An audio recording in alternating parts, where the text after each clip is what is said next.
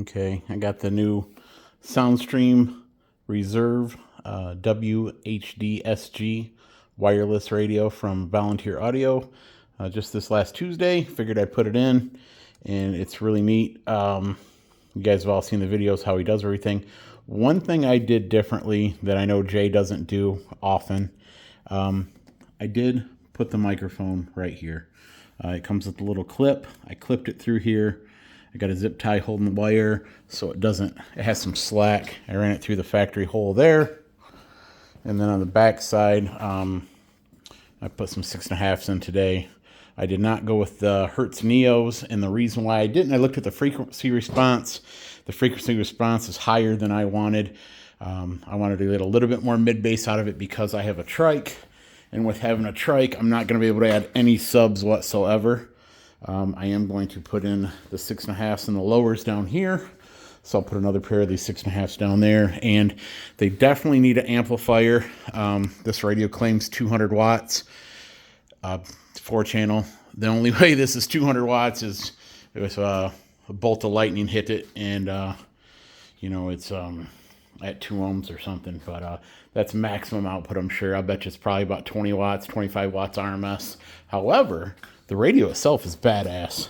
All the controls work just the way they should. If I hit the microphone button, where's the nearest Taco Bell? Got it, Taco Bell. And it starts doing it just like that. So, I mean, it's really awesome. But you have to have the microphone hooked up for that. Also, when you guys install this, there's a piece of metal right there. You can put the antenna, is a GPS antenna. It's a magnet. Stick it there, and then tuck your wire, wrap it up nice and good. I have some zip ties through the factory locations there, and that is secured. And also, when you're putting these screws in, it is a bear to get those back ones lined up. So don't put the ones closest to the headlight in first. Put the ones to the back in first. Just get them finger tight, both sides, because you're going to have to manipulate the radio a little bit.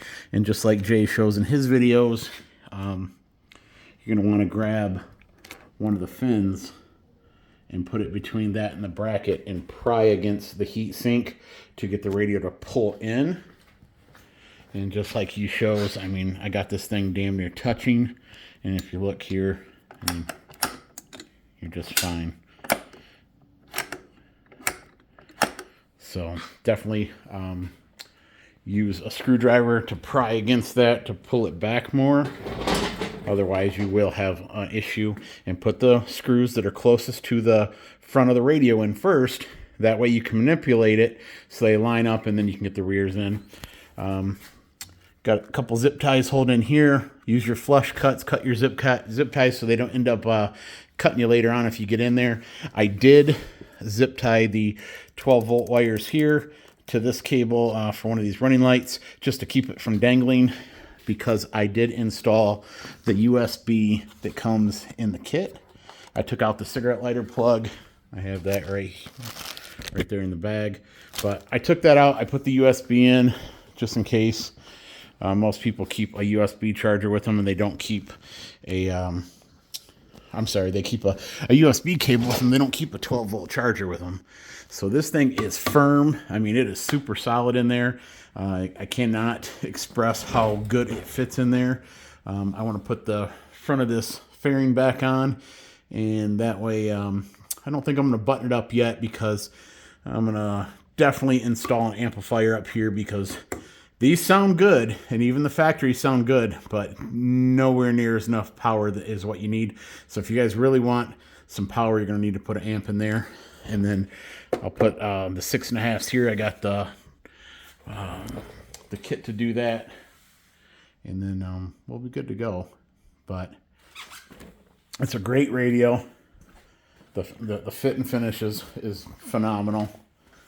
I mean, go up here. I got it on orange to match this. This is a 2010 Ultra. There you got your Android Auto. If I go to the radio, and then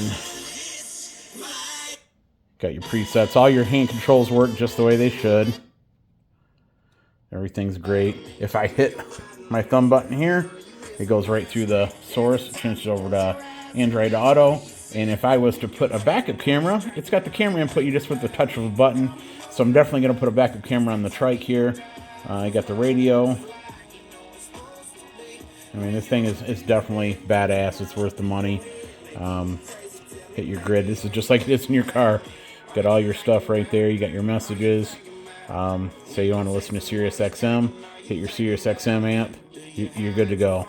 Just like that. So, this is a 2010 Ultra. It's winter here in Michigan, so it's cold as hell out. I've been in the garage with the heater on. I have a stack of speakers over there that I was going to put on this bike, but I wanted to test fit these in the fairing first. So I actually I took them out of the Impala. So the Impala is missing some speakers there. But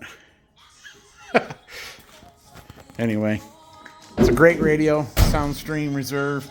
Volunteer Audio is who I got mine from. I definitely recommend getting it from Jay.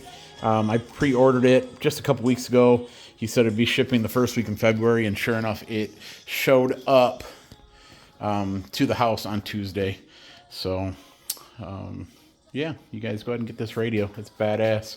Just make sure you tuck your wires up. Make sure stuff's not going to be dangling down there. It's a pretty clean install.